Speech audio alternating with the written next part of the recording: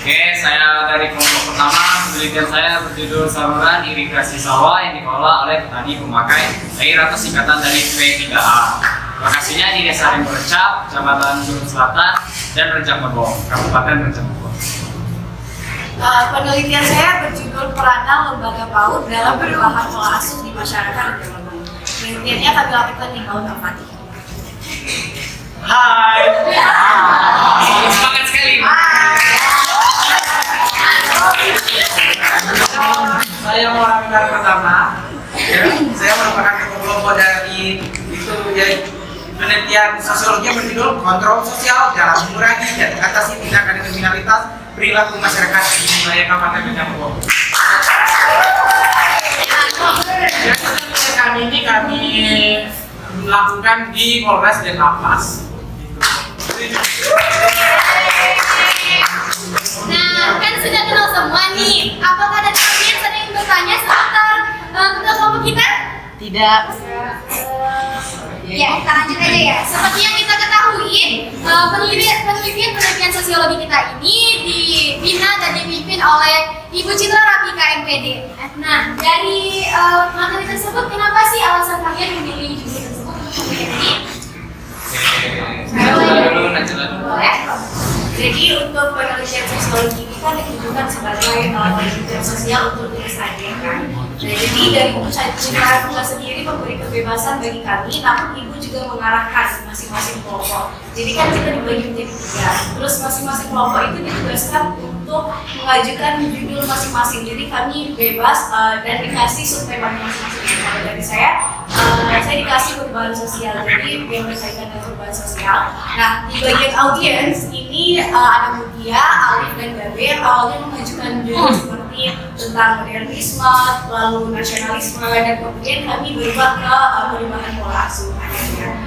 Dan judul-judul tersebut juga sudah dipertimbangkan dan konsultasikan lebih dahulu. Jadi akhirnya sampai pada penelitian yang kami pilih itu juga sebagai arahan dan sekiranya mana yang paling baik bagi kita.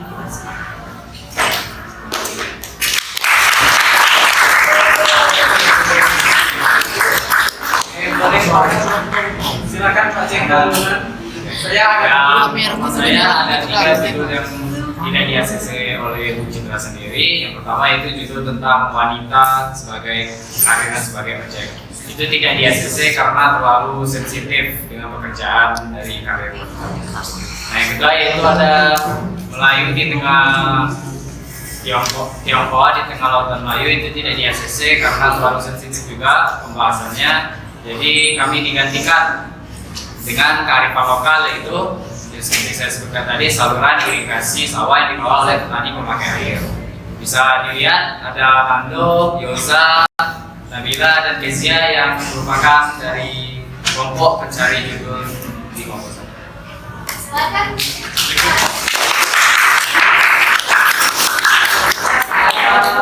Saya dari kelompok itu tadi kan judul saya kontrol sosial untuk mengurangi permasalahan penyimpangan di Rejang-Lebong. Jadi saya itu awalnya udah dengan bersama kelompok saya udah bikin beberapa judul, tapi alhamdulillahnya saya mendapatkan kepercayaan dari Ibu Citra untuk coba ambil ke kontrol sosial tadi yang punya judul saya yang mengarah ke arah kriminalitas untuk didata melalui penelitian kami. Itu sekian saya.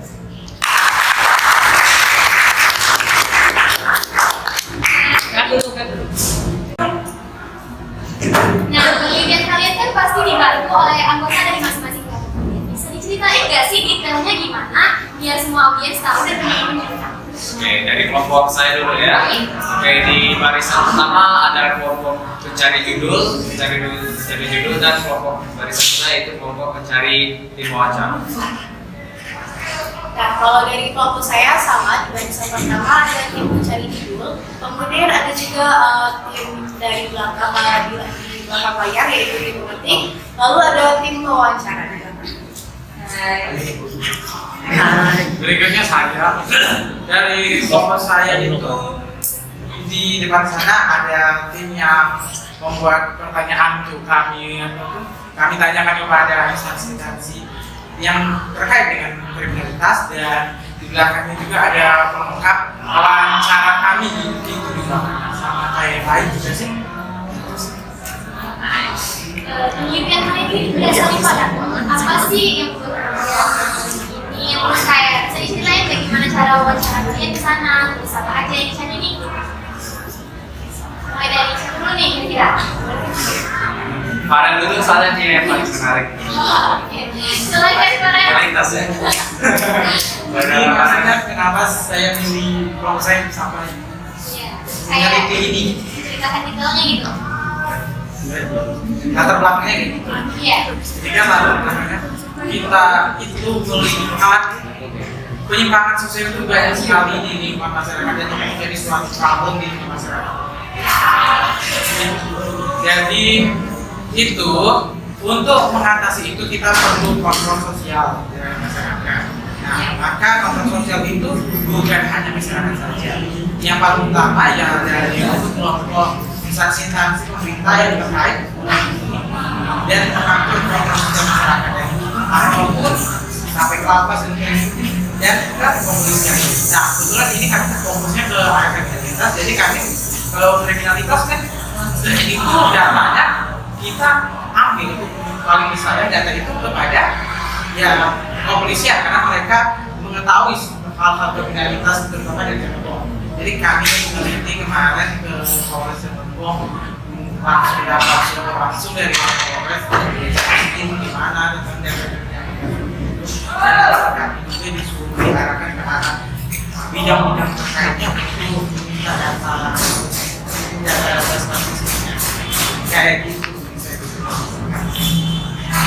Sebenarnya mungkin dari saya ya, kenapa saya memilih tentang saluran irigasi. Seperti yang kita tahu di Bali itu kan ada sistem subak gitu kan, sistem yang mengairi sawah mereka seperti itu dengan berdasarkan prinsip keadilan. Nah kita ini kepo, bagaimana sih di desa Rekorencam itu di saluran sistem irigasinya. Nah setelah kita teliti lebih jauh, dan kita menemukan sistemnya, tetapi tidak terlalu mirip subak. Nah, sistem tersebut mempunyai tiga temen ya atau saluran siring. Untuk temen itu disebut temen sekunder, ada temen tersier dan temen primer. Nah, yang primer ini merupakan induk dari saluran irigasi sawah yang kami teliti. Nah, sumbernya itu ada di air merah. Sedangkan tersier itu saluran yang mengairi di siring seperti itu. Nah, yang sedangkan saluran tersier merupakan saluran kecil yang mengarahkan ke sawah. Nah, kami juga banyak menemui beberapa narasumber yaitu salah satunya ketua dari P3A yaitu narasumbernya bernama Pak Jarod, umurnya 63 tahun.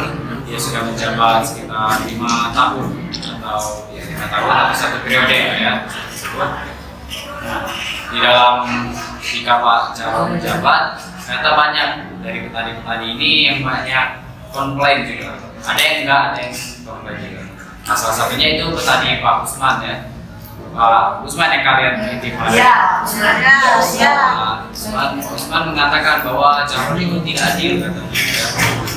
Kenapa pas kami tanya lebih jauh, kenapa Pak Jarod tidak adil? Yang pertama,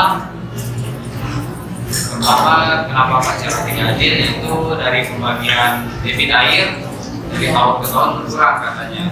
Jadi ya airnya berkurang katanya. Nah yang kedua, tidak ada pembagian pupuk secara merata oleh petani-petani yang ingin menanam sawah. Nah yang ketiga itu dampak yang paling besar yaitu tidak adanya sekolah lapangan. Sekolah lapangan kan berupa sekolah pengajaran seperti itu kan. Nah sekolah lapangan tersebut berisi tentang pengendalian hama, bagaimana cara mengendalikan hama atau menghancurkan hama. Nah, caranya yaitu dengan kedua mengusulkan ke pusat. Pusatnya itu ada di Departemen Umum atau DPU, Departemen Pekerjaan Umum. Ya mungkin itu saja bisa saya. Nah, setelah kami melakukan penelitian lebih lanjut dengan ketua organisasi dari P3A, kami menemukan bahwa organisasi P3 ini dijalankan berdasarkan kesadaran diri masing-masing. Jadi tidak ada aturan khusus atau seperti aturan yang terlalu mengikat untuk menjalankan organisasi P3A ini. Nah, kami juga menemukan bahwa salah satu narasumber kami yaitu Pak Mamat bilang bahwa organisasi ini dijalankan semestinya atau seharusnya. Jadi tidak ada kecurangan, tidak ada pembagian yang terlalu memberatkan pihak sebelah. Nah, Pak Mamat ini tergabung dengan kelompok tani kecil, yaitu kelompok tani Saluyu. Nah, di Desa Rimbercap. Nah, untuk pembagian dari saluran irigasi ini jaraknya yaitu 1 bulan setengah. Nah, setelah itu setelah kami wawancara lebih lanjut dengan Pak Mamat bilang bahwa organisasi P3 ini merupakan organisasi yang bertanggung jawab dari ketuanya ataupun sebagainya dan lain-lainnya. Nah, berbeda dengan Pak Nusman tadi bilang bahwa organisasi P3 ini diadil dari ketuanya juga. Intinya setelah tahun 2000 mengalami kemunduran yang sangat drastis dari organisasi ini. Dari yang sebelum tahun 2000 organisasi ini memiliki sekolah lapangan dan sebagainya, intinya lengkap. Nah, setelah tahun 2000 mengalami kemunduran yang sangat drastis setelah pergantian ketua Pak Tamrin. Nah, puncak dari permasalahan terbesar dari konflik sawah ini adalah yaitu pembakaran ladang sawah yang dilakukan oleh salah satu oknum petani yang terjadi sekitar tahun 2003 sampai tahun 2005, dan pembacokan yang terjadi di daerah sawah Desa Rimbercap yang mengakibatkan tewasnya 1 orang. Nah, begitu. Berarti itu semacam bentuk proses. Ya, semacam bentuk proses bahwa organisasi P3 ini tidak adil. Sedangkan Pak Mamat tadi bilang bahwa organisasi ini sudah cukup dalam mengatur para petani-petani di sawah. Jadi dari personal mereka merasa tidak adil. Berarti sebelumnya itu sebelumnya memang sudah ada ADRT-nya, tapi tiba-tiba seiring berjalannya waktu kayak nggak punya ADRT. Iya gitu. Kita juga waktu nanya sama Pak Jarod bilang kayak nggak mau ngasih tahu yang khusus gitu, padahal udah kita maksimalkan ya wawancaranya, udah kita pancing untuk lebih friendly, ataupun kita juga datangi Pak Jarod itu 2 kali ya. 2 kali, yang pertama yaitu perkenalan kita, yang kedua yaitu yang selanjutnya kita juga bawa makanan jadi bisa lebih friendly, tapi Pak Jarod tetap tidak mau memberitahu tidak mau memberitahu pengalaman yang sebenarnya apa yang terjadi. Yes. Nah, kalau mengenai penelitian saya, biasanya orang pertama kali melakukan jujur itu mereka mengira kita menjadikan anak-anak laut sebagai subjek penelitian. Namun fokus kami terhadap penelitian ini itu lebih ke lembaga audit sendiri. Jadi kan kalau misalnya kita nih dan teman-teman kebanyakan dari kecil itu kita diasuh oleh orang tua kita sendiri dan keluarga sendiri. Nah, biasanya itu masing-masing keluarga itu mempunyai pola asuhnya sendiri juga. Jadi kita kan insya Allah mendapatkan sisa lingkungan yang sempurna kan, karena kita diasuh oleh keluarga. Nah, dengan seiring berjalan waktu dengan adanya lembaga PAUD ini, lalu juga dengan orang tua dan wanita karir yang mungkin jadinya lembaga PAUD tuh jadi mengambil peranan sosialisasi primer bagi anak-anak. Jadi kita lebih fokus ke bagaimana lembaga PAUD itu memberikan pendidikan dari awal. Kalau di PAUD itu malah kalau saya wawancarain awalnya ya, Bu, kalau misalnya kita mau nitipin anak nih ke PAUD, bisa dari umur berapa? Terus kita bilang, bisa dari umur 0 tahun malah dari awal banget gitu kan. Makanya jadi yang kita teliti itu tidak hanya PAUD seperti TK, tapi juga juga dengan cara saya mengumpulkan data itu sebenarnya dari awal ya kita tinggal bisa wilayah lingkungan, karena kan kita kan masih anak sekolah tuh, jadi terkadang jadwal PAUD itu tabrakan dengan jadwal kita sendiri, kadang mereka sudah pulang kita ini, jadi kami melakukan itu sementara wawancara itu melalui WhatsApp. Saya sendiri pribadi saya menyapa itu awalnya untuk menggali informasi lebih dalam. Lalu saya menyapa itu kan, saya bertanya apa aja kurikulum PAUD-nya, bagaimana anak-anak belajar, lalu bagaimana rincian biaya, lalu apa saja yang diajarkan oleh anak-anaknya, dan seperti itu. Nah, kita kan dari saya sendiri udah selesai nih. Pasti para audiens masih ada yang penasaran kan mengenai pembahasan yang telah dibahas tadi. Mari kita buka sesi tanya jawab aja nggak sih? Nah, Ya. dari kelompok siapa dulu nih kira-kira? Satu. Oke. Satu. Dari kelompoknya dulu ya, sama.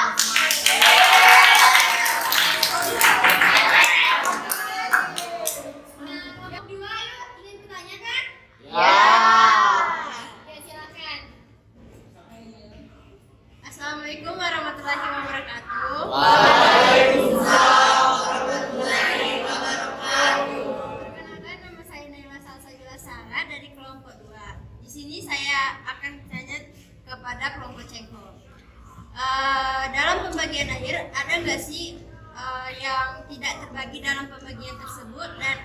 adalah kalian untuk meneliti hal tersebut. Itu saja pertanyaan saya. Terima kasih. Wassalamualaikum warahmatullahi wabarakatuh. Waalaikumsalam. Mungkin ada teman-teman yang lain ingin bertanya? Oke, Assalamualaikum warahmatullahi wabarakatuh. Perkenalkan, nama saya Al-Akbar dari kelompok 2 dalam tim pencarian judul. Saya ingin bertanya ke kelompoknya Cinggu. Apakah di dalam pembagian air di irigasi sawah, apakah masih menggunakan alat atau secara alami? Kalau masih menggunakan alat, apa saja sih dampak-dampaknya? Sekian, terima kasih. Wassalamualaikum warahmatullahi wabarakatuh. Waalaikumsalam warahmatullahi wabarakatuh. Selanjutnya, apakah masih ada pertanyaan? Ya, silakan. Assalamualaikum warahmatullahi wabarakatuh. Perkenalkan, nama saya Mujaza Fatina dari kelompok 2. Di sini saya akan menanyakan kepada kelompok Farel. Ada nggak sih kalau dampak dari kontrol sosial dalam mengurangi penyimpangan sosial tersebut? Kalaupun ada, bisa dijelaskan sedikit. Terima kasih. Wassalamualaikum warahmatullahi wabarakatuh. Nah, dari kelompok Najla sudah ada nih 3 pertanyaan. Dari kelompok lain apakah ada? Ada. Coba dong, kasih dong pertanyaannya biar teman-teman jawab. Ya, silakan ya, Ustaz. Assalamualaikum warahmatullahi wabarakatuh. Perkenalkan, nama saya Ahmad Yuzatori dari kelompok 1. Saya akan bertanya untuk kelompok Farel. Ada nggak sih informasi yang ingin kalian mau tapi kalian tidak mendapatkan informasi itu? Sekian. Ya, dari kelompok ini apakah masih ada yang pertanyaan? Ya, silakan. Perkenalkan, nama saya Nabila Nisa Putri dari kelompok Cengho. Ingin bertanya kepada kelompok Farel. Seperti rencana awal, seharusnya kelompok Farel melaksanakan wawancara di lapangan. Apa hal yang menyebabkan wawancara itu gagal dilaksanakan sehingga mewawancarai Bapak Wakapolres? Sekian, terima kasih. Iya. Pertanyaan. Nah, udah ada 2 pertanyaan nih. Apakah masih ada pertanyaan lagi? Iya, silakan. Iya, silakan. Perkenalkan, nama saya Miran Angga Barsya. Saya ingin bertanya untuk kelompok Farel. Apa dampak kasus yang terjadi turun waktu 7 tahun terakhir? Terima kasih. Wassalamualaikum warahmatullahi wabarakatuh. Waalaikumsalam warahmatullahi wabarakatuh. Ada 3 pertanyaan. Apakah masih ada pertanyaan kira-kira? Iya, silakan. Ada 3 pertanyaan. Apakah masih ada pertanyaan kira-kira? Iya, silakan. Perkenalkan, saya Dinda Aulia dari kelompok 1 ingin bertanya kepada kelompok Najla. Dengan jumlah anak yang lumayan banyak, apakah guru-guru di sana dapat memantau semua gerak-gerik perkembangan setiap anak? Sekian, terima kasih.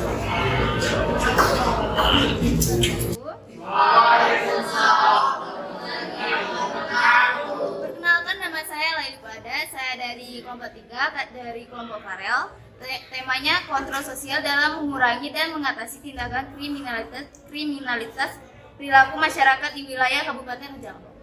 Pertanyaan saya untuk kelompok 1, kelompok Cengho. Sebagaimana kita ketahui, irigasi merupakan sistem perairan untuk pertanian.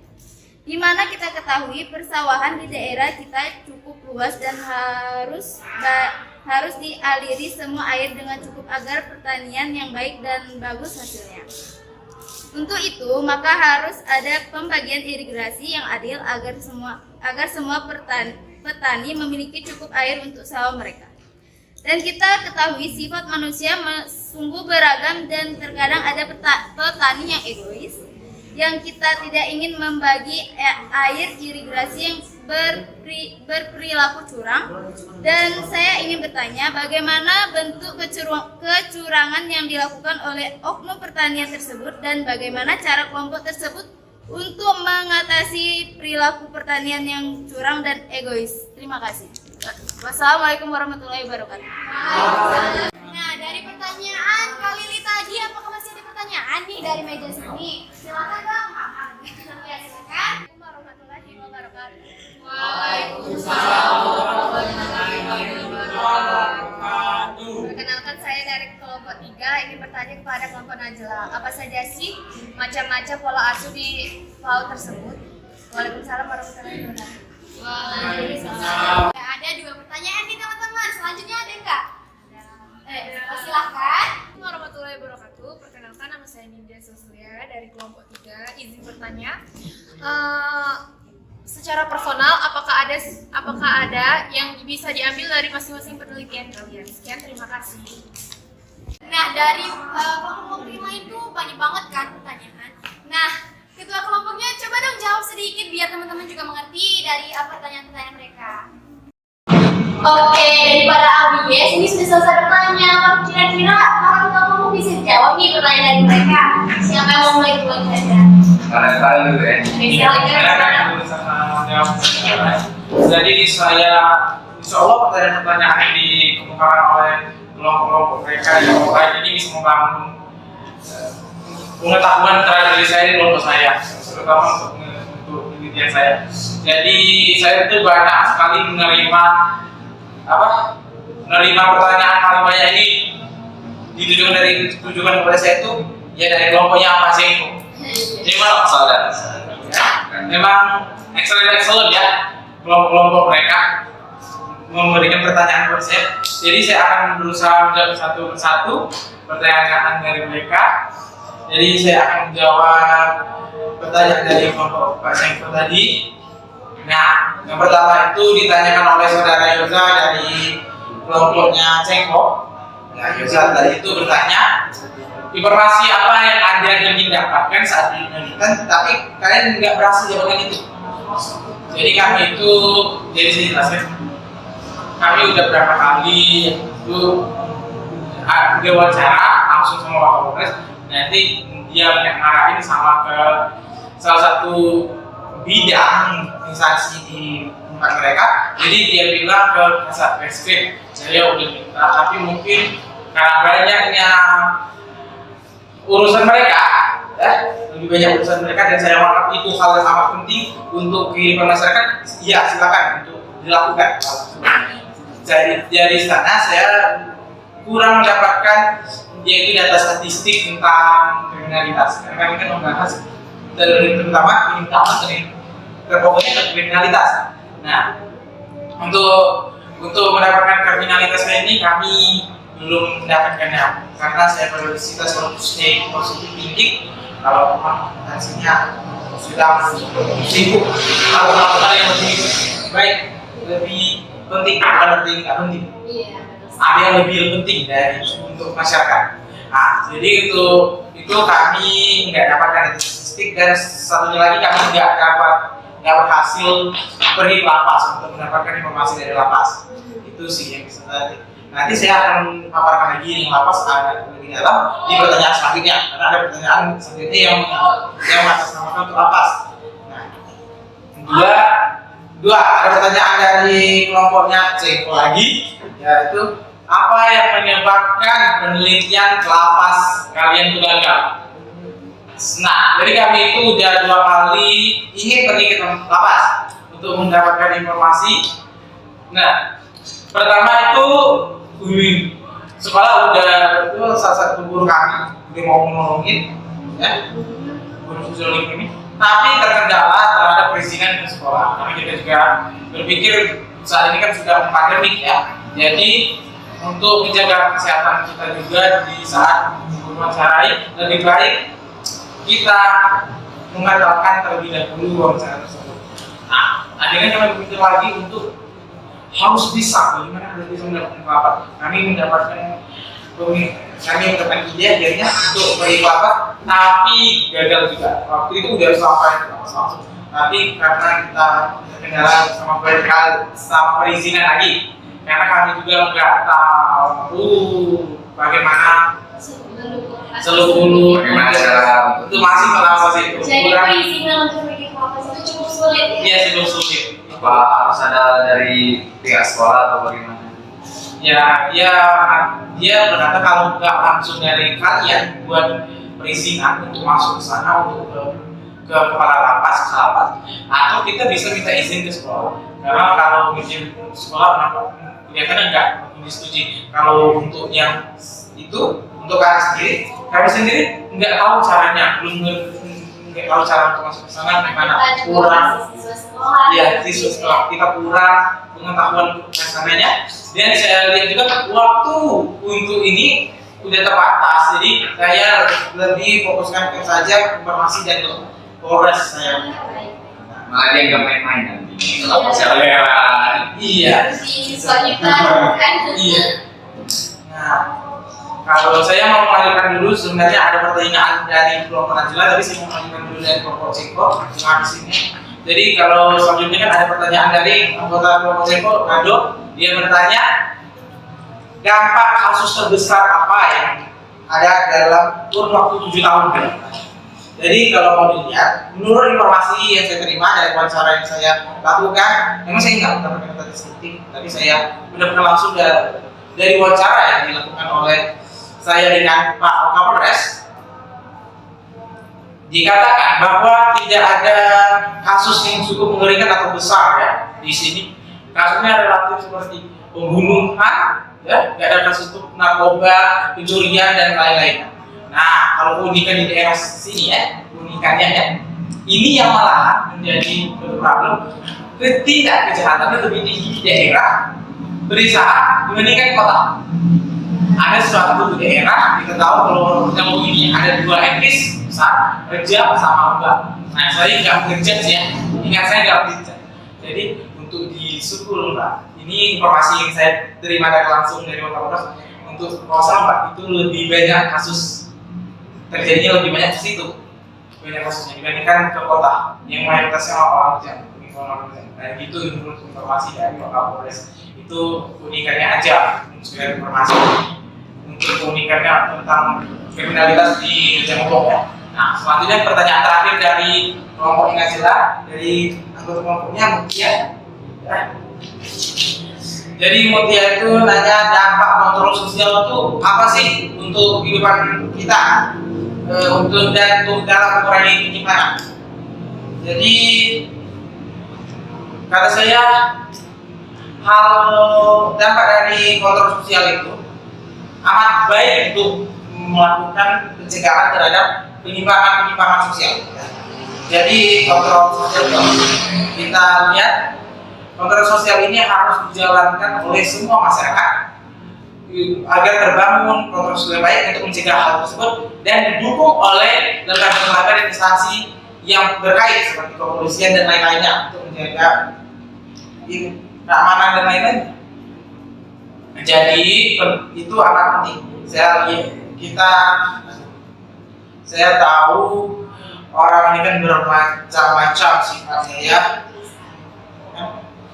Jadi kan keadaan itu kalau kita atur dengan baik, dengan cara orang saling menghargai, orang saling menjaga tata krama dan berpikir selalu kita ketahui kalau ada norma-norma dalam kehidupan manusia itu merupakan batasan mana yang boleh dan tidak dilakukan oleh manusia. Kalau sudah melanggar norma ini kan udah mendapat semua orang dari masyarakat itu satu, dan Anda bisa kalau tidak bisa Anda bisa juga dapat pidana bahkan kalau ada melanggar kriminalitas tadi. Untuk itulah kata saya tadi kontrol sosial amat penting sekali. Itu maaf kalau tidak kurang, saya akan silakan bertanya lagi, tapi itu yang bisa saya sampaikan. Itu sekian dari kelompok saya memberikan kesempatan untuk kelompok lainnya untuk menjawab pertanyaannya. Lagi nih kira-kira dari kelompok saya, kelompok Kasawana Ceko Bazari. Nah, dari pertanyaan pertama dari kelompoknya Najla yang bertanya ya, apakah ada kesulitan kalian dalam meneliti? Ya, kita sebagai peneliti pastinya memiliki beberapa kesulitan yang harus kita hadapi ya. Mau suka atau tidak suka ya kita hadapi. Nah, salah satu kesulitan yang kami temukan dalam proses penelitian kami yaitu adalah betapa sulitnya medan sawah. Kan yang kami teliti itu sawah Riverjab kan. Nah, di sawah Riverjab itu ada namanya daerah sawah Dirin, dan itu tempatnya benar-benar sempit dan susah. Jadi ada beberapa anggota kelompok saya yang terjebur juga ke sawah ya. daripada saya ditanya. Iya. Nah, ada yang kedua yaitu dari narasumbernya. Nah, dari narasumber ini yaitu yang kami wawancarai salah satu kunci informan kami yaitu Pak Jarod ya. Nah, Pak Jarod ini memiliki penyakit yaitu penyakit tuli atau intinya. Jadi kami membutuhkan beberapa kali pengulangan pertanyaan agar kami bisa mendapatkan informasi secara pasti. Nah, ada yang menarik yaitu ada pertanyaan yang marah pada kami ya, karena mungkin kami juga nggak tahu lagi siang-siang terik panas kami mewawancarai ya jelas orang marah ya, namanya manusia. Nah, mungkin itu pertanyaan yang pertama. Nah, yang kedua yaitu apakah ada dalam pembagian air ini ada yang tidak terbagi, yang namanya menjalankan organisasi, sebuah organisasi pastinya banyak beberapa tantangan yang harus dihadapi organisasi itu. Ya, tidak selalu mulus. Nah, ada salah satu narasumber kami yang bernama Pak Nusman ya. Pak Nusman mengatakan bahwa ketua yang sekarang ketua organisasi perkumpulan petani pemakai air atau P3 ini tidak adil. Pak Nusman mengatakan bahwa cara itu nggak adil. Yang biasanya debit airnya banyak, sekarang berkurang secara tahun terus menerus seperti itu. Nah, untuk yang kami temui hanya dari Pak Nusman ya, yang mengatakan bahwa pembagian air itu ada yang tidak terbagi atau tidak adil. Nah, ada pertanyaan ketiga dari kelompoknya Najla juga ya, apakah masih menggunakan alat atau secara alami? Dan apakah ada dampaknya? Nah, untuk pengairan saluran irigasi sawah ini tidak menggunakan beberapa alat khusus ataupun seperti teknologi canggih, mereka masih menggunakan alat secara alami yang berupa siring yang bisa kita sebut dengan tunggai. Mungkin para audiens juga berpikir kayak bambu-bambu air itu ya, padahal pincir air ya, padahal bukan ya, mereka menggunakan sebuah siring yang mengalir. Nah, di dalam siring itu ya seperti sistem irigasi gitu, siring. Nah, ada tiga, yaitu siringnya dibagi menjadi tiga, siring primer, tersier, dan sekunder. Primer yang merupakan siring besarnya dan itu memiliki kapasitas debit air yang sangat besar. Nah, lalu ada tersier. Tersier merupakan sebuah saluran siring yang melingkari sawahnya, dan sedangkan yang sekundernya merupakan saluran siring yang mengaliri sawahnya. Nah, yang pertanyaan terakhir ya dari kelompoknya Saudara Farel ya. Ini pertanyaan sangat menarik ya. Bagaimana bentuk kecurangan para petani dan bagaimana organisasi P3 ini mengatasinya? Ya, bentuk kecurangan petani ini yang paling umumnya adalah mereka menaikkan debit air ke sawah mereka secara berlebihan atau membendung air agar para petani lain tidak mendapatkan air. Nah, ada beberapa kecurangan yang sangat parah yaitu kejadian pembakaran pada tahun sekitar tahun 2000 sampai 2005 ada kejadian pembakaran dikarenakan ada perkelahian kecurangan antara petani. Nah, bagaimana organisasi P3 ini mengatasinya? Organisasi P3 sendiri dijalankan berdasarkan prinsip keadilan seperti Subak di Bali. Jadi tidak ada aturan khusus ataupun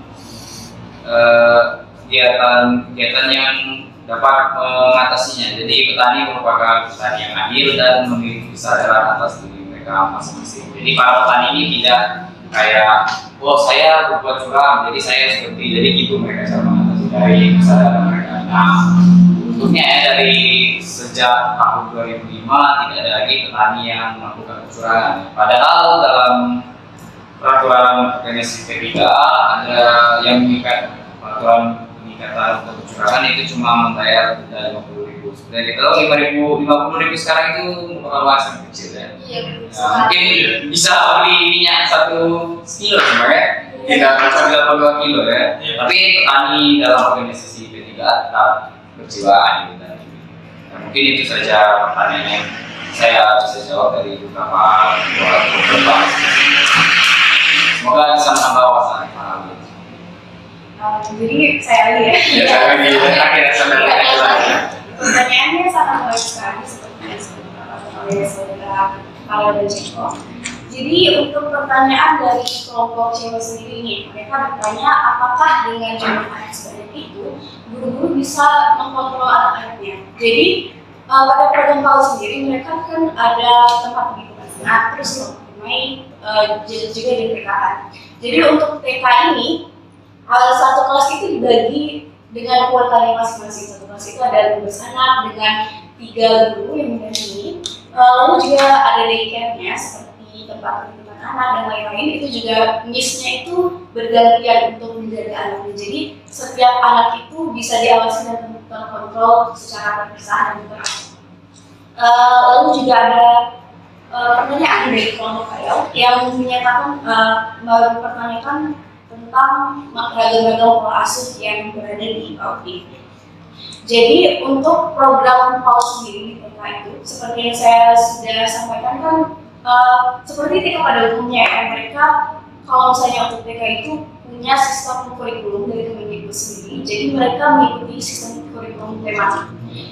Yang perlu kita tahu tuh kalau misalnya untuk anak-anak kan masih harus ada fungsi sosialisasi yang harus dipenuhi kan, seperti sosialisasi keagamaan, kasih sayang dan lain-lain. Nah jadi mereka di PAUD Almaty ini mereka memastikan bahwa fungsi-fungsi tersebut tuh masih didapatkan oleh anak-anak tersebut meskipun mereka tidak di lembaga tersebut. Kurikulumnya tuh untuk anak TK itu kan tematik kan. Nah di PAUD Almaty sendiri juga punya program tersendiri untuk pembentukan agamanya seperti baca Al-Quran, menghafal surat pendek dan hadis.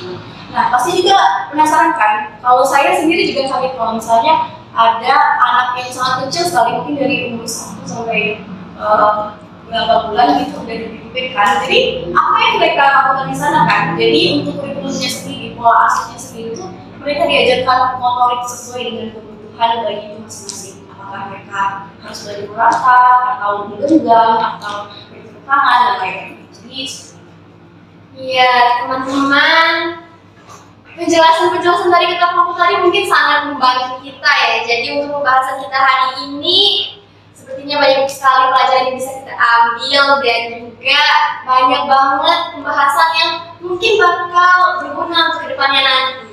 Jadi oke, terima kasih buat ketua kelompok dan para audiens kita yang bisa menghadiri acara kita pada hari ini. Semoga apa yang dibahas menjadi bekal untuk kita sendiri dan juga orang lain. Oke, jadi semua pertanyaan udah dibahas nih sama ketua kelompok masing-masing ketua kelompok. Dari saya sendiri, saya punya pertanyaan khusus nih buat para ketua kelompok. Jadi apa sih yang kalian harapin dari penelitian yang udah kalian teliti selama ini? Mulai dari siapa dulu nih kan? Saudara Farel Jadi Mbak Cantika bertanya pengharapan apa yang diharapkan dari penelitian saya. Saya berharap sekali penelitian saya ini berguna untuk masyarakat, untuk banyak layak publik ini, untuk menambah edukasi mereka terhadap penelitian saya kontrol sosial, untuk mencegah penyimpangan sosial, salah satunya ini untuk mencegah kriminalitas. Jadi saya amat berharap, jadi nanti dengan penelitian saya ini mereka bisa membaca penelitian saya untuk lebih berhati-hati dalam melakukan tindakan dan lain-lainnya. Ini juga saya berterima kasih kepada semua yang telah membantu saya, termasuk informan-informan saya. Saya berterima kasih walau ada kekurangan dan saya tetap berterima kasih. Dan saya berterima kasih atas semua kelebihan yang telah Anda berikan. Sekian itu pengharapan saya.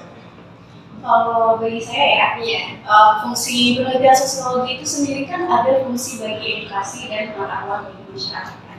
Jadi harapan saya ke depannya kalau bagi masyarakat untuk bisa melihat lebih luas lagi fungsi dari lembaga PAUD itu sendiri. Bagi orang tua mungkin mereka bisa survei bagaimana seharusnya para orang tua ini lebih bijak lagi memilih dan melihat kurikulum serta model bagaimana anaknya. Kan, secara saya pribadi nanti saya semangat sekali sebagai orang tua. Saya akan benar-benar mencari informasi agar supaya nantinya masyarakat dan anak saya juga mendapatkan hal-hal yang dibutuhkan mereka. Meskipun saya mungkin tidak bisa langsung untuk memenuhinya. Juga bagi lembaga-lembaga lain saya harap bisa dijadikan sebagai contoh referensi. Jadi bagaimana mungkin PAUD bisa saling berkoordinasi antara lembaga sesama lembaga juga lembaga yang selanjutnya. Yang terakhir dari saya ya.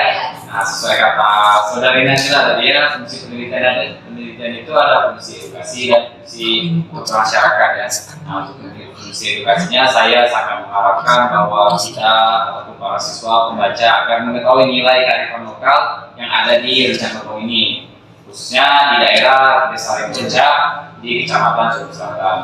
Untuk fungsi bermasyarakatnya, saya sangat mengharapkan sekali ya organisasi P3 ini mampu menjalankan organisasinya ke depan lebih baik dan membuat kebijakan-kebijakan baru yang akan membangkitkan semangat para petani untuk terus menanam padinya ataupun tidak mengeluh kepada ketua ataupun organisasinya. Karena seperti yang sudah saya bahas tadi, ada beberapa kekurangan dari organisasi ini. Kita bukan menjudge ya, kita menilai seperti apa kekurangannya itu. Nah, saya sangat mengharapkan para petani ataupun ketua yang membaca dari penelitian saya dapat membuat kebijakan-kebijakan baru yang sangat bermanfaat bagi para petani maupun masyarakat yang ada di sekitar. Ya, mungkin dari Saya boleh menambahkan. Oke, saudara Nancy, boleh menambahkan? Seperti yang saudara Ciko juga katakan kan, sebagai peneliti kita hanya bisa mengamati dan menyajikan informasi berdasarkan fakta-fakta yang telah kita observasi. Jadi harapannya juga bagi lembaga-lembaga di luar sana, bagi yang berwenang, kita juga dapat menjalankan fungsi penelitian ini dengan baik ya, tidak hanya dari kita, namun juga dari masyarakat. Ya, teman-teman, banyak sekali pelajaran yang bisa kita dapatkan pada pembahasan kita kali ini.